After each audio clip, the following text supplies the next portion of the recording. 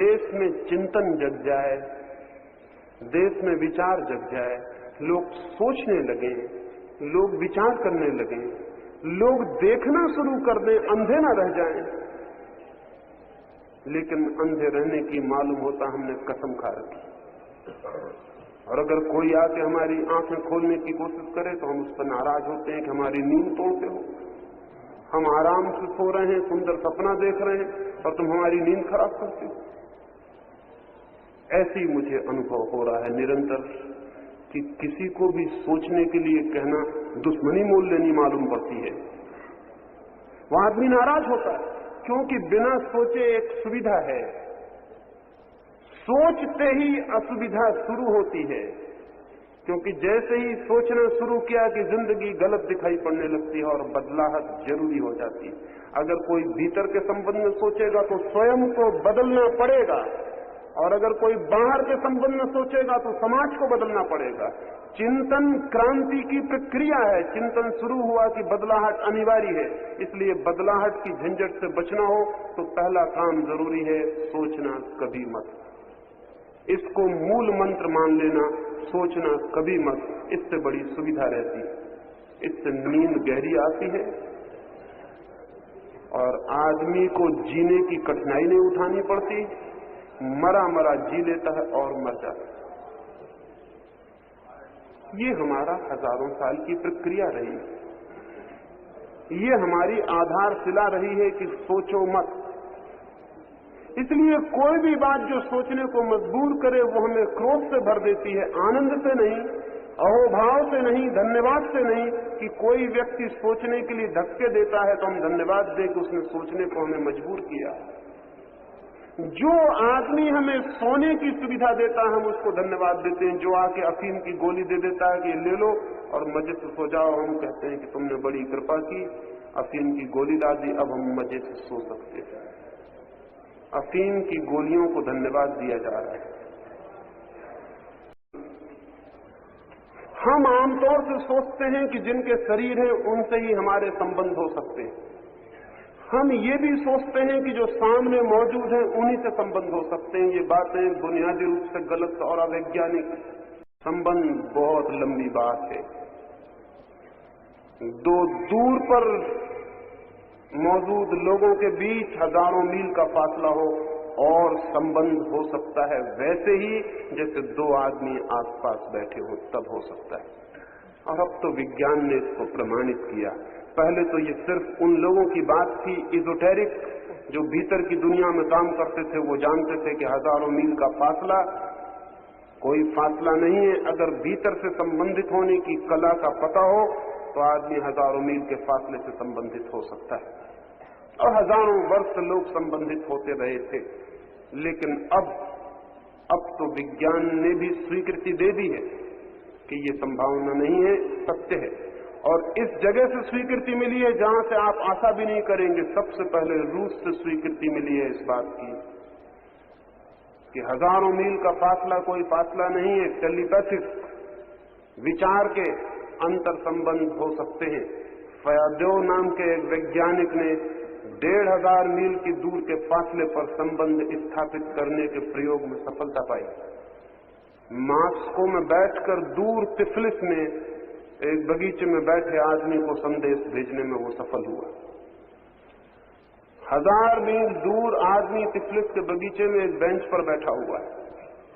उसका निरीक्षण किया। अजनबी आदमी सड़क से चलता हुआ बेंच पर विश्राम करने को बैठा है। समझ लें 11 नंबर की बेंच पर बैठा है। और मॉस्को से फयादो और उसके साथी उस बगीचे में फोन से बात कर रहे हैं कि एक आदमी आके बैठा है, इतना बजा है, तुम वहां से संदेश दो कि वो आदमी इसी वक्त सो जाए।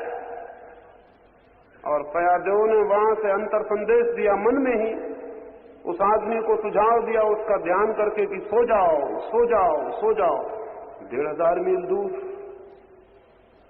और वो आदमी थोड़ी देर में आंख बंद करके लेट गया। लेकिन ये भी हो सकता है कि वो आदमी थका मांदा हो और सो गया हो। तो मित्रों ने कहा वो सो तो गया, इस वक्त इतना बजा है, अब तुम उसे इसी वक्त उठा दो तब हमें पक्का लगे कि नहीं तो हो सकता है ऐसे ही सो गया हो। और फयादो ने वहां से सुझाव दिए कि उठ जाओ। और उस आदमी ने आंख खुली के उठ गया। उन मित्रों ने उससे पूछा कि आपको कुछ भिन्नता तो नहीं मालूम हुई? उसने कहा भिन्नता मुझे जरूर मालूम हुई। जब मैं सोया तब मुझे कुछ ऐसा लगा कि जिससे कोई कहता है सो जाओ, क्योंकि मैंने सोचा कि मैं ही थका मांदा हूं इसलिए खुद का मन कहता होगा, मैं सो गया। लेकिन उठते वक्त भी मुझे ऐसा सुनाई पड़ा कि जिससे कोई कहता उठ जाओ।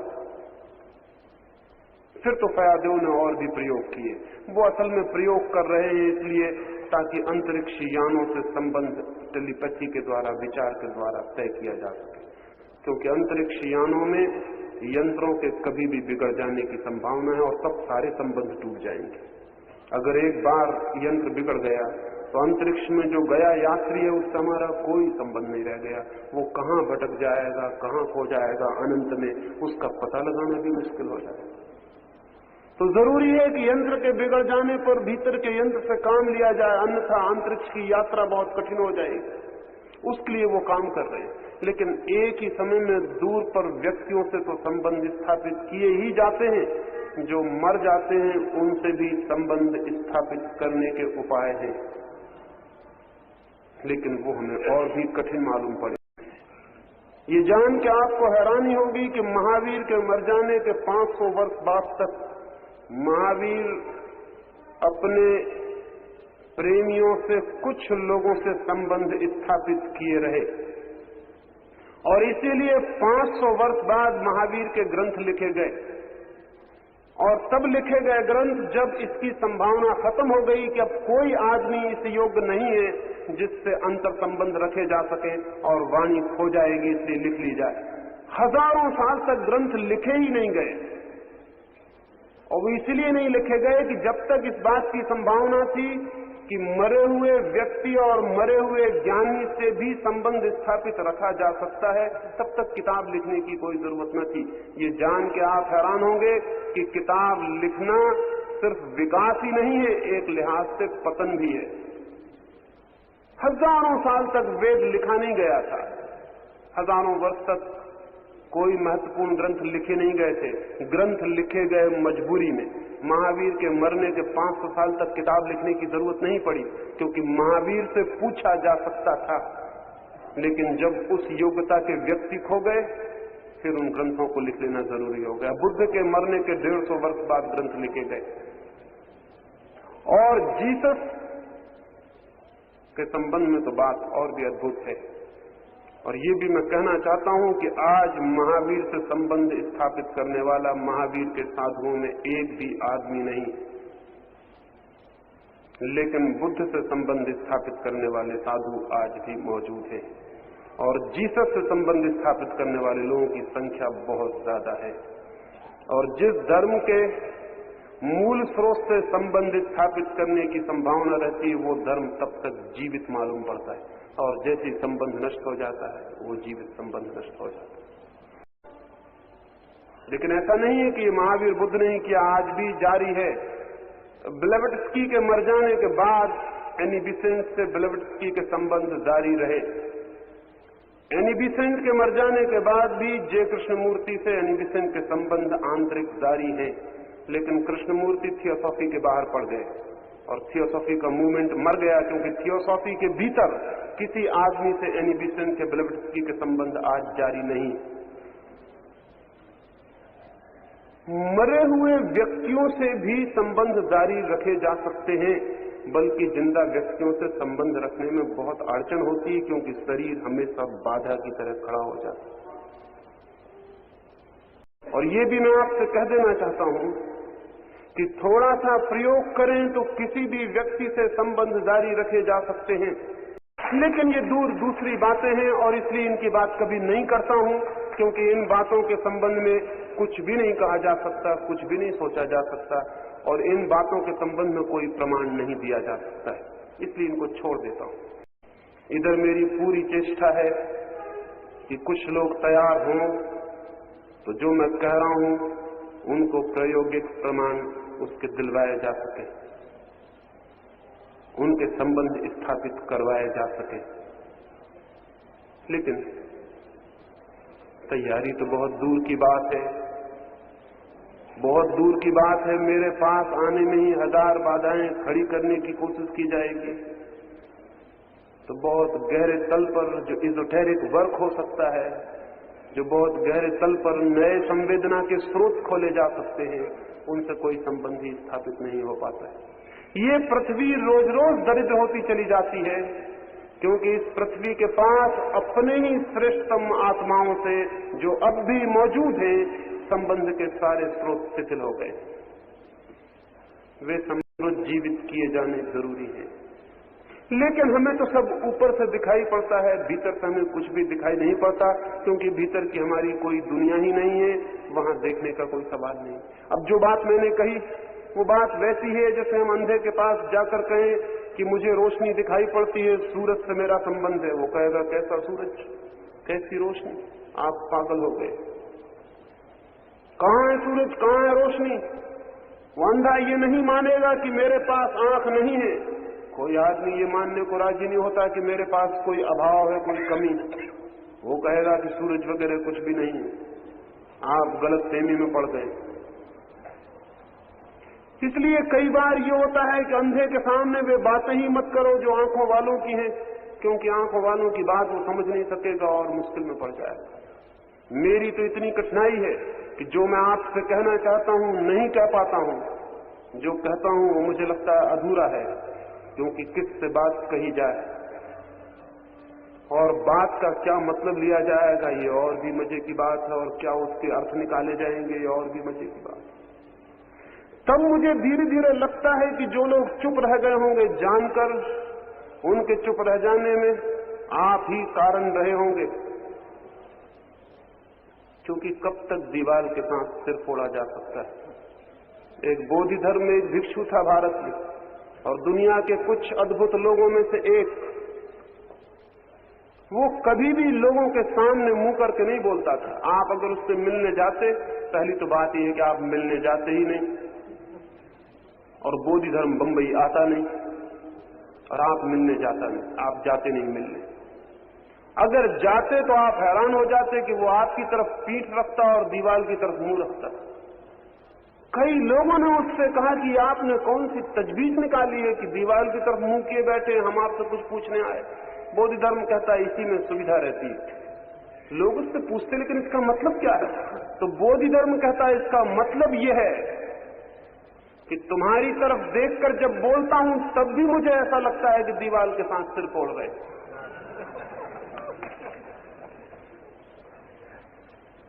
मगर दीवार की तरफ देखने से कम एक भरोसा रहता है कि दीवार सुनेगी नहीं, ये तो पक्का है, लेकिन गलत नहीं समझेगी, ये भी पक्का है। या आदमी की तरफ देख के बोलने से बड़ी मुश्किल है। दीवार तो पक्की है वहां भी, लेकिन दीवार खतरनाक है, वो गलत भी समझती। बोधि धर्म ने कहा कि जब कोई आदमी आएगा जो दीवार नहीं होगा तो मैं जरूर उसकी तरफ मुंह कर लूंगा। 9 साल तक वो आदमी दीवार की तरफ ही मुंह किए रहा। बड़े हिम्मत का आदमी रहा होगा, क्योंकि आदमी की तरफ से मुंह फेरने में बड़ी कठिनाई है, बड़ी कठिनाई है। आदमी पर दया भी आती है कि उससे कुछ कह दो जो कहने जैसा है, और फिर परेशानी भी होती है, कहने के बाद पता चलता है वो तो सुन ही नहीं गया, उसने कुछ और सुन लिया। जो कभी नहीं कहा गया था वो उसने सुन लिया। 9 वर्ष तक वो दीवार की तरफ ही देखता रहा। 9वें वर्ष में हिंदुस्तान में तो नहीं ये घटना घट सकी, दीवार की तरफ ही देखता रहा। हिंदुस्तान से चला गया पीछे वो चीन में एक आदमी आया, और उस आदमी ने आके कहा कि सिर इस तरफ घुमाते हो कि मैं अपना सिर काट दूं। वो एकदम बोधि धर्म लौट के बैठ गया। उसने कहा आ गया क्या वो आदमी, सिर काट देगा जो आदमी वो सुन सकता है। क्योंकि सच बात यह है कि सत्य को सुनने में आपके पुराने सिर के कट जाने की पूरी संभावना और उम्मीद है। वो जो पुराना सिर है, वो जो पुराना अहंकार है, वो जो पुरानी धारणा है कि मैं जानता हूं, मेरा मत, मेरा शास्त्र, मेरा ये, मेरा वो, मैं, उसके गिर जाने की संभावना। बोधि धर्म ने कहा गया वो आदमी जो सिर काट सकता है उससे अब सीधा मुंह करके बात करनी पड़ेगी। लेकिन आदमी खोते चले गए हैं, जिंदा आदमी की बात ही सुनने वाला कोई नहीं, तो मरे हुए आदमियों से क्या संबंध स्थापित किया जा सकता? ये दुनिया इतनी ही नहीं है जितनी आपको दिखाई पड़ती है। ये दुनिया इतनी ही नहीं है जितनी आंख कान से दिखाई और सुनाई पड़ती है। आंख कान से भी दुनिया बहुत बड़ी है, बहुत कुछ है दुनिया में। आपके चारों तरफ बहुत से और प्राण और आत्माएं भी हैं जो निकट आपके मौजूद है, लेकिन आपको दिखाई भी नहीं पड़ सकते, आपका संबंध भी नहीं हो सकता, आपको पता भी नहीं चल सकता कि चारों तरफ और भी कोई मौजूद है। अगर कभी महावीर की जिंदगी की घटना पढ़ी हो तो महावीर की घटनाओं में एक अद्भुत बात आती है। ऐतिहासिक बड़े चौंक जाते हैं कि ये बात सरासर झूठ होगी, क्योंकि इतिहास तो उसी को अंकित करता है जो आंख से देखा जाता है, और आंख से भी उसको ही अंकित करता है जो 1000 आदमियों की आंख से 1000 तरह देखा जाता है। इतिहास का कोई भरोसा है? एडमंड बर्क एक किताब लिख रहा था दुनिया के इतिहास पर, आधी किताब पूरी कर ली थी, कोई 1500 प्रश्न लिख चुका था। इतना बड़ा इतिहास शायद पहले किसी आदमी ने कोशिश नहीं की। दिन रात लगा था लिखने में, 30 साल खराब किए थे। बैठ के लिख रहा था कि एकदम पीछे से भगदड़ हुई, पड़ोस के गली से कुछ लोग दौड़ते हुए दिखाई पड़े। बर्क बाहर आया और उसने पूछा कि क्या हो गया। उन्होंने कहा आपके मकान के पीछे हत्या हो गई। बर्क भागा गया, लाश पड़ी थी, हत्यारा पकड़ लिया गया था, भीड़ लगी थी। एक आदमी से पूछा कि क्या हुआ, उसने एक बात कही। दूसरे आदमी से पूछा, उसने दूसरी बात कही। तीसरे आदमी से पूछा, तीसरी बात कही। वो सब चश्मदीद गवाह, सबकी आंखों की देखी बात थी। बर्क कहने लगा तुम्हारे आंख के सामने ही हुआ, कोई 2 आदमी का मत एक नहीं है। मेरे घर के पीछे हुआ, लाश पड़ी है, खून बह रहा है, हत्यारा पकड़ लिया गया, भीड़ मौजूद है, लेकिन 2 आदमियों का मंतव्य एक नहीं है। हर आदमी कहता है ऐसे हुआ, ये हुआ। बर्क अंदर गया, उसने अपनी 30 साल की मेहनत पर आग लगा दी किताब पर। उसने कहा कि मैं 2000 साल पहले क्या हुआ उसका हिसाब लगा रहा हूं, मेरे घर के पीछे क्या हुआ, और आंख देखने वाले लोग नहीं कह सकते कि क्या हुआ। बेकार है इतिहास, कुछ सार नहीं। इसमें उसने आग लगा दी। समझदार आदमी था, और इतिहासज्ञों को भी अकल आ जाए तो वो भी आग लगा दे, उसमें कुछ मतलब नहीं है। महावीर की जिंदगी में ये बात बार बार कही गई है। इतने 1000 लोग सुन रहे थे, इतने 1000 देवता सुन रहे थे, और वो देवता तो किसी को दिखाई नहीं पड़ेंगे, वो कहां सुन रहे थे। इतिहास से कहेगा हम भी मौजूद थे, आदमी तो कुछ दिखाई पड़ते थे, देवता कोई दिखाई नहीं पड़ता था। वो कैसे दिखाई पड़ेगा? लेकिन ये बात सच है कि आदमी से ऊपर की योनियां हैं, और महावीर जैसा आदमी जब बोलता है तो सिर्फ आदमी नहीं सुनते, देवताओं को भी सुनना पड़ता है। लेकिन वो जिनको दिखाई पड़ता है उनकी बात है, अंधों के लिए वो बात करने का कोई अर्थ नहीं। बहुत सी बातें छोड़ देनी पड़ती कि उनकी बात नहीं की जा सकती, लेकिन मैं चाहता हूं कि कभी वो सब बातें की जा सके, और उसके लिए चाहता हूं कि लोग तैयार हो जाएं तो शायद वो बातें की जा सके। लेकिन धीरे धीरे मुझे भी ऐसा लगता है कि जिस मामले में बहुत लोग असफल हुए हैं वही मेहनत मैं भी कर रहा हूं। वो असफलता बहुत पुरानी है, लेकिन बार बार हिम्मत ऐसी होती है कि कोशिश फिर एक करनी चाहिए। जानता हूं कि जीसस को लोग सूली पर लटका देते हैं, गांधी को गोली मार देते हैं, वो अपनी पुरानी आदत जारी रखेंगे, कोई मेरे संबंध में अपवाद नहीं हो सकते। लेकिन फिर भी मन होता है कि चलो एक कोशिश और सही, हर्ज भी क्या है। जो चीज मिटी जानी है उसको ऐसे मिटती है कि कोई मिटा देता है, इससे फर्क क्या पड़ता है। लेकिन एक कोशिश और ही तरह की है, वो शायद किसी दिन आपको समझ में आ सके। मैं तो कोशिश हैमर करते रहूंगा आपकी खोपड़ी को, कि कहीं से शायद किसी को कुछ बुद्धि थोड़ी मालूम हो और ख्याल आ जाए कि हाँ कुछ बात हो सकती है। लक्ष्य मेरा सिर्फ एक है। वो किसी मित्र ने पूछा है कि आपका लक्ष्य क्या है इन सारी बातचीत का? लक्ष्य मेरा सिर्फ एक है कि वो जो सोई धारा है चिंतन की वो प्रबुद्ध हो जाए और जग जाए।